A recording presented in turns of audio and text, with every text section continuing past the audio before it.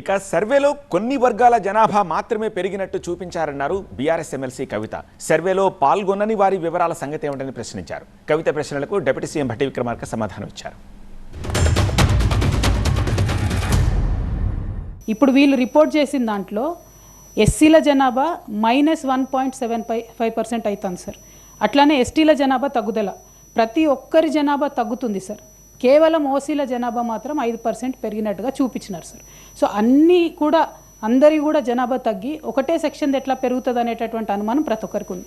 ఇంకొకటి, ఈ ప్రభుత్వ హయాంలో సార్ ఏ పథకం చేసినా కూడా, ఈ జనాభా లెక్కలకు సంబంధించి ఈ ఎన్యూమరేషన్ చేసినా కూడా చాలామంది ఇంతవరకు మా ఇంటికే రాలేదు, మా ఇంటికే చేరలేదని చెప్తున్నటువంటి విషయాన్ని తమ దృష్టికి తీసుకొస్తా ఉన్నాను సార్. అందులో వారు చెప్పినారు కొన్ని హౌస్ హోల్డ్స్ వారు డేటా ఇవ్వలేదు అని చెప్పి. మరి అట్లా ఇవ్వనటువంటి వారి కోసం ప్లాన్ ఆఫ్ యాక్షన్ ఏంటి? దీనికంటే ముందు జనాభా లెక్కలు లేవని నేను చెప్పలే. జనాభా లెక్కలు 2011 సెన్సస్ మాత్రమే ఉన్నాయి.